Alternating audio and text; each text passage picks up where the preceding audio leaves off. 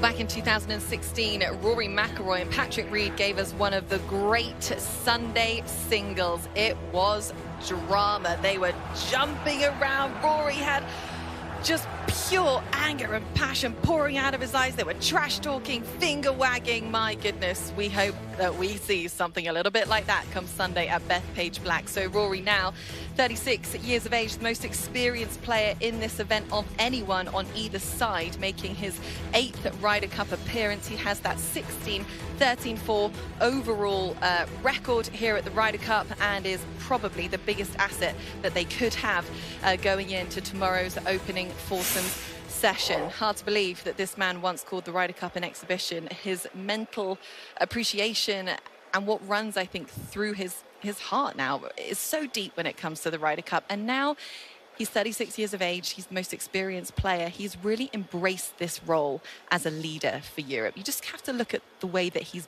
been with his teammates. He's been helping Matt Fitzpatrick with his double crown when it came to doing his hair at the photo shoot.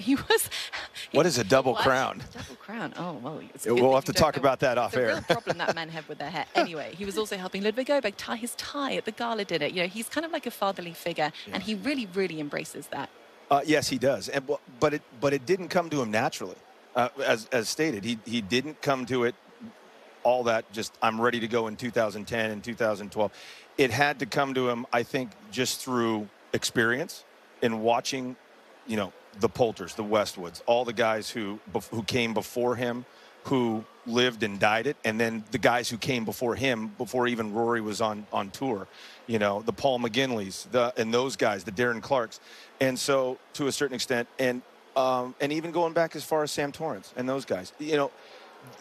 This is what Team Europe does. It takes a guy like Rory, who's obviously a generational talent, and who was kind of He was appreciative, but didn't feel the honor involved. Exactly. He didn't. He was appreciative, but wasn't really get into it. And then you get those, but you have those people around you in Europe that say, take you by the side, and say, hey, look, man, this is the way we do things. This is what it means to us.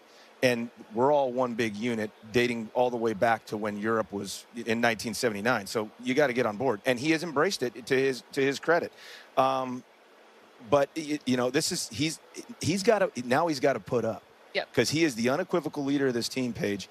And what he said at Marco Simone on an emotional high, now he's got to stand in front of this New York crowd, and he's got to let the clubs do the talking for what his mouth was doing at Marco Simone after the Ryder Cup. It's a big statement. I mean, he not only has said on one side of the coin that it's the hardest achievement in sport, winning an away Ryder Cup. He then declared, we will be the ones to do it. Yeah. Which again, as a heartbeat of the team, what gives you more confidence? You want to hear that from your leader. Yeah, absolutely. Than that. And for him, back to the point of, it'll be very interesting to see where he goes out, because he's the opportunity to be that emotional leader, that quieting of the crowd early, if he were to succeed, and then the flip side, the emotional target. I'll be interested to see where Luke puts him tomorrow in the lineup. You have to think first or last.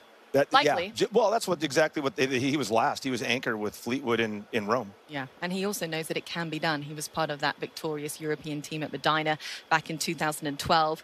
So Rory knows it takes a miracle, but it can be done for Europe to win on US soil. Well, for more on this lead guy for Europe, let's send it down to Todd Lewis and Ryan Lavner. Hi, boys. Yeah, it feels like a reporter's notebook. We just need Rex Hoggart, but he's out there getting some information on what the U.S. team is doing right now. But let's continue this conversation about Rory McIlroy. And yeah, a lot of attention is going to be on Bryson DeChambeau. He's charismatic, sometimes controversial. But you could say the same about Rory. You go back to 2021 in Whistling Straits when he got emotional in a post-round or post-match interview, what he said there and how much the European Ryder Cup team meant to him. 2 years later, he's trying to put a finger in the chest of Jim Bones Mackay after an incident with Joe LaCava, who was the caddy for Patrick Cantlay. And then what he said in that post-match press conference, that we're going to go to Bethpage and we're going to win on foreign soil. So he can create some buzz things happening around him as well.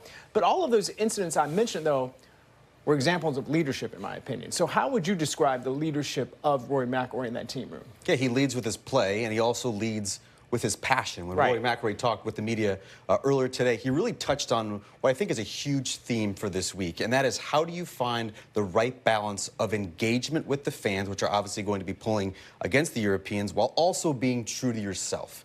You look at what happened in 2016. He went 3-1 in partner play, but even Rory McIlroy would admit that he probably got a little bit too jazzed, and that may have affected him in that Sunday performance against Patrick Reed. Fast forward 5 years later, Whistling Straits 2021, went 0-3 in partner play while sort of shielding himself from that, not wanting to be emotionally invested in it, and it cost him. Obviously, he had his worst Ryder Cup ever. How Rory McIlroy and the other fiery players respond, taking his lead. That's a Jon Rahm, that's a Tyrrell Hatton, that's a Bob McIntyre. How those players comport themselves and engage with the crowd. Again, following Rory McIlroy's lead is going to be a big question this week. Is he a target for the fans here, Rory McIlroy? Oh, absolutely. Yes, absolutely. Which I think Jon Rahm and, again, the other fiery players are. You look at the European roster construction, they have a lot of beloved players.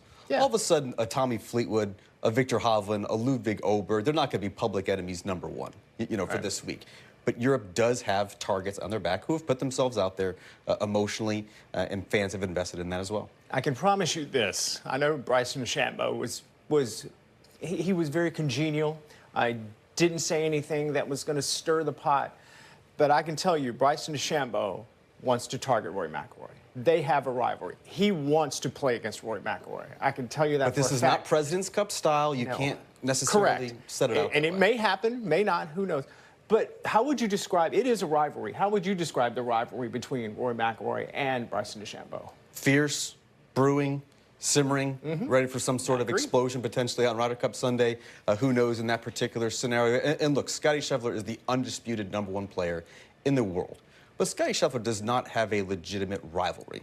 You look at the players who go against him, I mean, everyone has positive things to say about Scotty Scheffler. You know what I'm saying? Just personality-wise. We maybe could have gotten that with Jon Rahm. You look what was happening in 2022, 2023. The shift to live with Jon Rahm sort of ended that. And so we have had this dearth of really competitive, tense rivalries where fans are picked or forced to pick a side. And you have Bryson defenders, and there are millions of them, and you have Rory defenders, and there are millions of them. Seeing them go head-to-head, again, not a given unless for some reason the captains are collaborating or just by luck and happenstance that's going to happen. But I think everyone wants to see it because it is a legit rivalry. It's here. It's going to remain that way. Yeah, I think something shifted at a corporate outing at post-U.S. Open at Pinehurst last year. Bryson and Rory were playing in a match, and somebody in the audience said, hey, do you want to get back at Bryson for what happened at Pinehurst? And Bryson jokingly said, you kind of did it to yourself, Rory. And, he was having some fun, and it was lighthearted, but Rory I also see no lies. Well, Rory, I could see him seeing that as being disrespectful. So we shall see how this. Well, I hope they play against each other.